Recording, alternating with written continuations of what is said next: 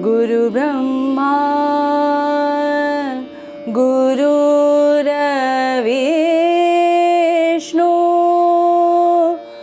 गुरुदेवो महेश्वरा।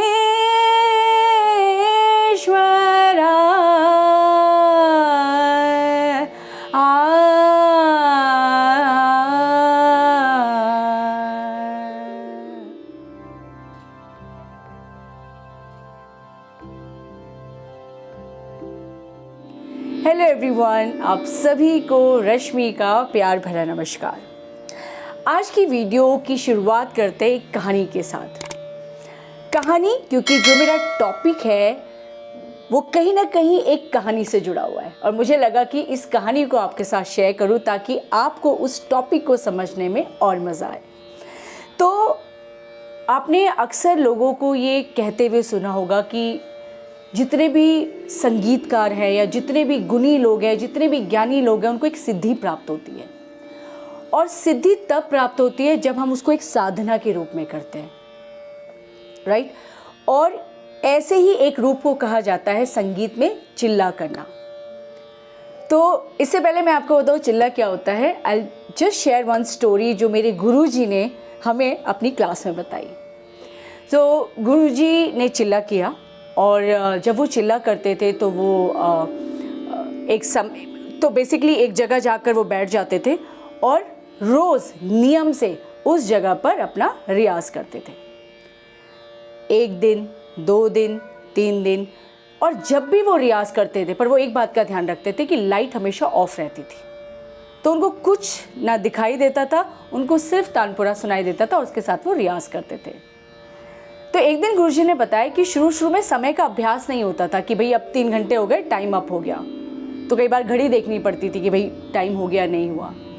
लेकिन जैसे जैसे समय बीतता गया, जैसे जैसे टाइम बीतता गया, दिन बीतते गए, 10 और 12 दिन के बाद वो रियाज करने बैठते और उनकी जब आँख खुलती रियाज करने के बाद तो एग्जैक्ट उसी टाइम पे खुलती जिस टाइम पे उनका रियाज ख़त्म होता था। और तब वो ऐसा फील करते थे, वो बताते हैं कि उनको लगता था कि वो बिल्कुल शून्य फील करते थे, मतलब दे आर बहुत लाइट बॉडी, बहुत फ्री। और जब हम इस बात को सुनते तो हमें लगता है कि इसमें कितनी ताकत होगी कि जो आपको हर चीज़ से इतना दूर कर देता है कि आप बिल्कुल ऐसा फील करते हैं, बहुत ही लाइट फील करते हैं, राइट।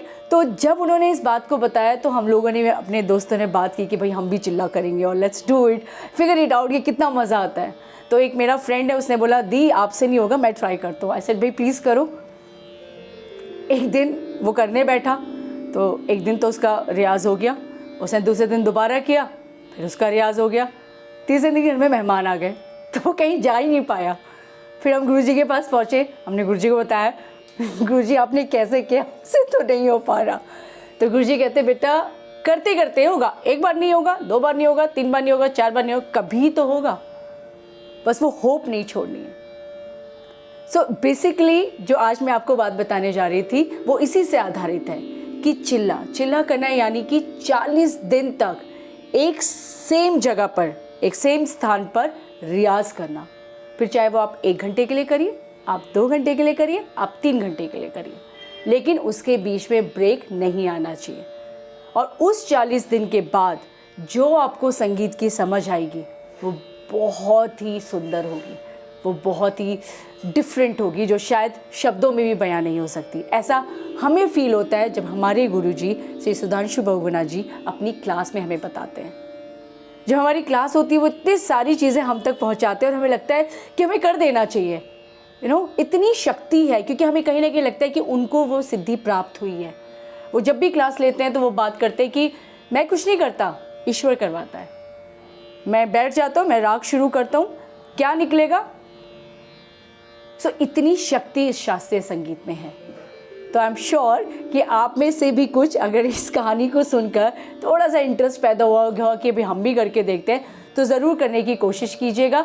और अगर हो जाए तो प्लीज़ कमेंट बॉक्स में अपना एक्सपीरियंस ज़रूर शेयर कीजिएगा।